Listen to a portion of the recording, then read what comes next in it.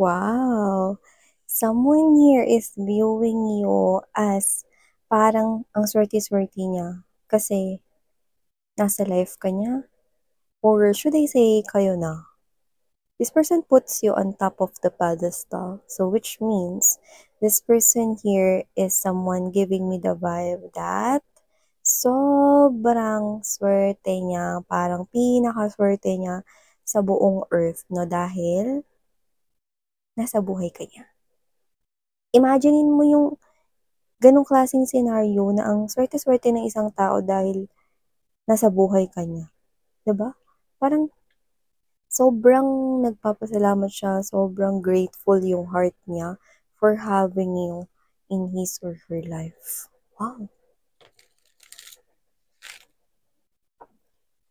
So let's see more. Beautiful. Yeah, I told you guys, this is a love situation here. The lover's energy. Someone's in love with someone. And I think this is you and the other person here. Okay? This person loves you, okay, so much na parang hindi mo alam na higit pa sa alam mo yung love niya for you. This person is really sure about his or her emotions. Parang sinasabi niya sa akin, so sure na sure ako talaga miss yan. Ngayon talagang si Collective, mahal ko talaga siya. I'll do everything for that person. No matter what happens to me, I'll do everything. Yan. He'll do everything or she'll do everything just to keep you safe, just for you to be happy all the time, willing to give all the things that you need, even the things that you want. Tell me about this person here. Parang okay na nga yun. Parang wag na natin ituloy yung reading kasi parang okay na yun, di ba? Intrimitida yung read. Sige, tuloy natin. Anong nangyari rito? At sino ito na kung tingnan kayo rito na is parang kayo yung pinaka-big catch na fish na hindi niya willing i-sell sa iba, kundi itatago niya forever. Yan. Pinakamalaking huling fish. Taray.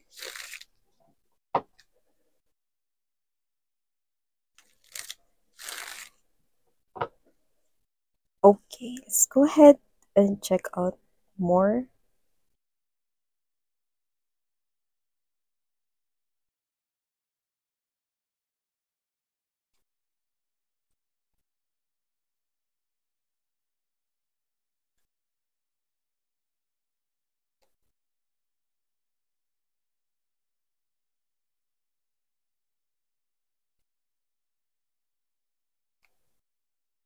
Oh, nice. Okay. Wow. Oh, okay. Nice.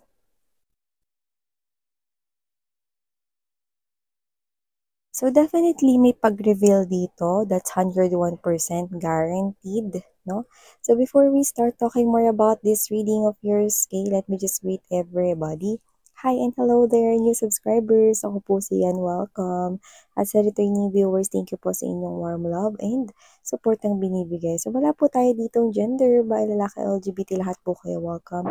Sa mga hindi pa knows, no, meron pa po tayong other channel. The link is down below sa ating description box. Kaya kung interesado ka rin tumambay dyan, then, pwede ba sa mga babes, no, just take only what resonates with you. So, yun nga, no, wala tayo ditong time period. So, pwedeng ito ay tapos na, nangyari na.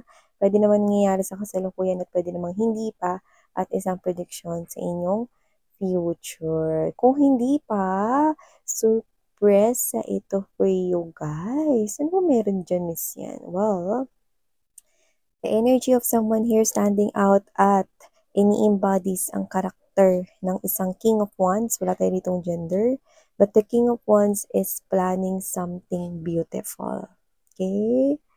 Meron ditong big announcement coming from the King of Wands energy. Okay? So, let me just get straight to the point. I'm seeing that this person right here is someone na ipapublic na ang inyong relationship. Wow! This person here will now officially tell other people about your connection, about your relationship. Okay? Nakita ko rito na parang nagpaplano siya rito, no, na sabihin na sa ibang tao ang inyong relationship. Okay? Don't get me wrong, hindi niya tinago ang inyong relationship. It's just that, posibleng siya ito na nung nililigawan ka pa niya na hindi niya ito sinasabi sa ibang people, no? So, this person here could be silent about that, no? Or not telling anyone about it kasi posibleng ayaw niya itong ma-jinx, no? Yung parang ayaw niya itong mausog, ayaw niya itong mabati ng iba, no? So, this person here could be also private lang pagdating sa kanyang love life, no? So, parang hanggat hindi pa siya sure, no? Or kung hindi niyo pa siya sinasagot, no? Or kung nililigawan niya lang palang kayo, no? So, wala tayo ditong gender, okay? Balik pa rin niya na lang mga babes, no? Because this is somewhat here a general reading. So, kung sino man to, this person here could be private lang about his or her love life, especially, at posibleng siya ito na walang pinag-o-openan muna about this, no? But now, pero din naman na may mga inaasikaso lang siya rito about work, what about his or her career, no? Pero hindi kayo sagabal. It's just that this person here, posibleng waiting siya for the perfect timing kung kailan sasabihin itong connection na to sa iba. Pero hindi ko nakikita tinatago niya kayo kasi kinakahiya niya kayo or whatever. No? Hindi, no? Proud nga siya sa inyo rito with this Queen of Cups energy, no? And the Lovers, no? And Six of Wands, no? Alam mo, simula nang nakilala ka niya rito, bigla siya ritong na-proud sa sarili niya. Oo, kahit nung nakilala ka pa lang niya kasi kung sino man siya dito, parang ito yung klase ng sitwasyon na posibleng hindi niya inaasahan sa buhay niya na darating, no? Yung pagkakataon na ganito, no? Parang siya to na posibleng hindi niya alam yung talagang pangarap niya sa buhay, pero nung dumating ka, parang naging malinaw sa kanya rito, no? Yung mga pangarap niya in life. Yan. So, nakita ko rito na ikaw rin naman to na pangarap mo na maipagmalaki ng person, no? Person na magmamahal sa'yo. Pangarap mo na maging officially na ang inyong connection. At yun na nga, yung mangyayari rito, no, at ito ay magiging sa harapan ng publiko. Yan mga babes na wala tayo ritong press conference. Pero maaaring parang ganun yung mangyari, no? So, nakita ko dito that this person here will announce, no? Parang anunsyo, na kayo na, no? At yung iba dito parang may mga iiyak, yan, no? May mga nagkakagusto sa inyo or nagkakagusto rin sa kanya na malulumbay dito dahil malalaman na in relationship na siya, no? So, nakita ko dito na posibleng may mga tao dito maapektuhan ng emotions or emotionally, okay? Emotions yung nakikita ko dito maapektuhan sa kanila kasi posibleng may mga tao ring nagkakagusto sa inyo, no? Sa inyo, pati dito sa person na ito, no? Kasi I do see that both of your energies are attractive. So, ibig sabihin, posibleng may mga ibang tao rin na nagtatangkang manligaw sa inyo or may mga tao rin na nagpaparating ng emotions and feelings sa inyo and sa person na to, ganun din. Okay? So, may mga magugulat rito sa connection na to, no? Lalo na kapag ito ay naging public na. Yan. So, siguro, doesn't have to be na kayo ay maraming followers or likers or social media influencer. Doesn't have to be, pero yung iba siguro, oo. Pero may mga masasaktan talaga dito, mga pusong masasawi kapag kayo ay nalamang in relationship na. Ayan, no? So, yung ganun din to sa energy na parang both sides yung nakita natin dito. So, nakita ko dito na pangarap nyo rin talaga na maging public na ang inyong connection. Kasi excited ka na rin na ipagmalaki siya rito, excited ka na rin na ibalita sa friends and families mo na kayo na. Yan. So, nakita ko, no, na This person here is just waiting for that perfect timing. No? Kasi parang gusto niya itong paghandaan. No? Siguro gusto niya rin ito na parang pag-isipan yung mga ilalagay niya. Kasi yung iba, posibleng i-announce niya ito like kami na, ni Collective, yan, no? In front of your coworkers kung katrabaho mo to or colleagues, no? Or in front of your friends, yan, no? Pwedeng ganon. Yung iba naman, posibleng sa social media i-announce na kayo na. So, gusto niya na parang buong puso, no? I'm getting that word, heartfelt message, no? Yung ilalagay niya ron, no? So, I think that is part of the preparation, no? Parang hindi lang ito basta pag-announce ng kayo na, kundi yung ramdam mo na masaya siya rito na ngayon ay kayo na at kayo ito na nagiging public na about your love life, no? So, nakita ko dito wish fulfillment ito for you. Hindi ka naman nagmamadali kasi naiintindihan mo yung situation niya. You know? We have here the Two of Cups and there's this lovers. Naiintindihan mo yung situation ng iyong person. Okay? Lalo na if you're dealing with someone na may mga maraming likers or what you call fans, pwedeng mga viewers or followers, yan, no? Doesn't have to be na famous or what, no? Pero posibleng maraming mga energies, no, na na-attract rin sa kanya. So, I do see that this is you, naiintindihan mo yung reason ng person mo, where he or she is coming from, at kung bakit meron siya dito inantay na perfect timing. Kasi kung paano niya ito sasabihin sa iba, ramdam na ramdam at mararamdaman mo yung puso niya sa connection nito. Yun yung nakikita ko dito. So, ibig sabihin, ikaw na very understanding, no? Alam mo yung energy mo is like a motherly or fatherly energy. Does it have to be that you are mature or older than him by age? Pero sa iba, yes.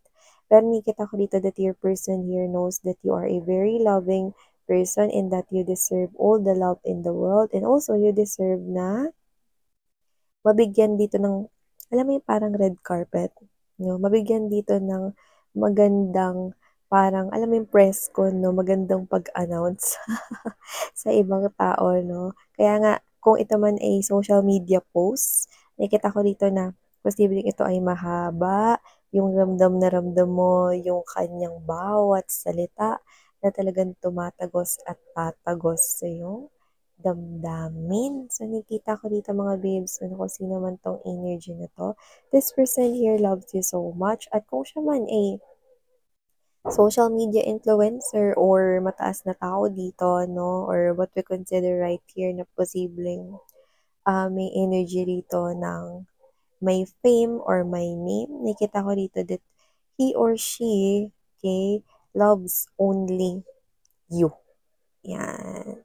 So, what matters to him or her is that yung kanya ritong pag-announce, no, is yung mag-i-strike talaga, no, sa puso mo, no?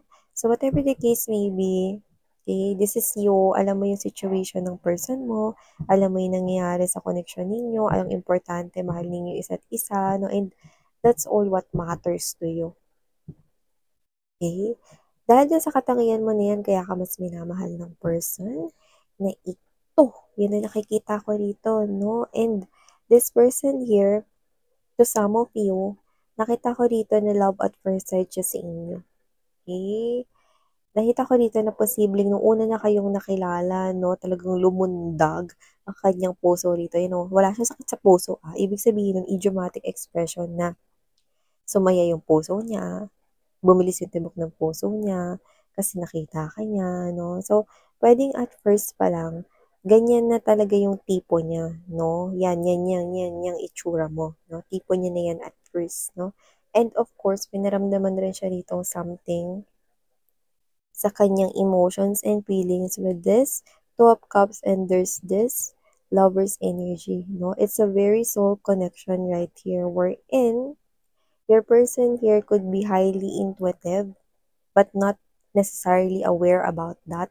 So, subconsciously, posibleng nakaka-receive siya dito ng signs even though hindi niya alam na mga signs na pala yun na ito na yung person na para sa kanya. And that person is definitely you. Yan, no? So, ibig sabihin, I'm seeing that this person here will definitely sa mga susunod na mga araw, no, in this, pero syempre timeless ito mga babes, no, in this for you guys, this person here, magugulat ka kasi it's a surprise na sa kanya mismo manggagaling na ipapublic niya na ang inyong relationship. No? So baka magulat ka na nakatag ka na sa Facebook, no, bilang kanya ritong partner, no? Pwede mo itag ron kung sino yung kayong relationship mo, no? Yan. So, posibleng ganon, okay? Or party yun. Posible rin naman na mag-post siya talaga, no? Ng very emotional love message included in that post, no? Maaring may pictures ninyo together, yan. Or palitan niya yung profile picture niya ng inyong picture together, yan.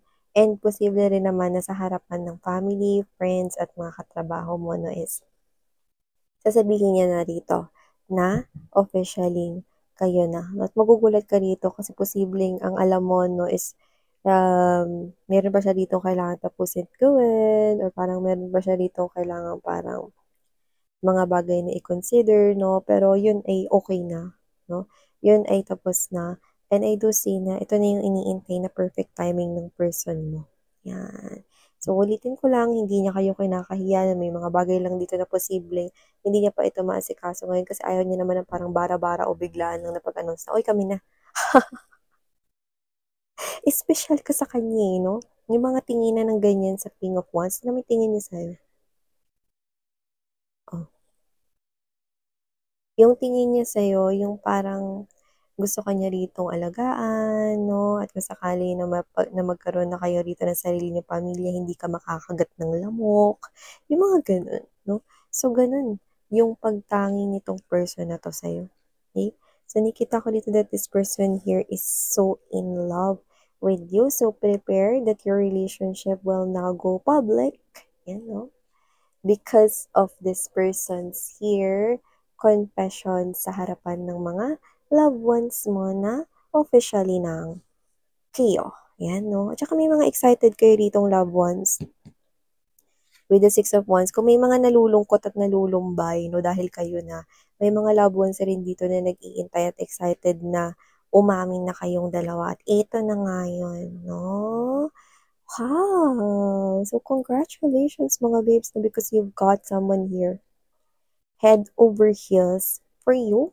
And this person here, okay, will want your relationship to continue, okay, with the different phases of the moon. This represents time period. Ibig sabihin, this person here, kahit na mag-end ng inyong life here in this lifetime, gusto niya ulit na mag-meet kayo for another lifetime, no? So, gusto niya ulit na makilala ka sa susunod niya magiging buhay. See? Yun ay sapat na para ma-view natin, no?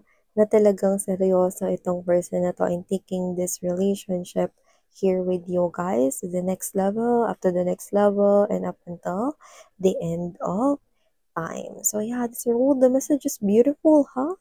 Congratulations mga babes, okay? So muli, ako po si Yan. Thank you so much. Sarang ngayon, love in light. Yeah.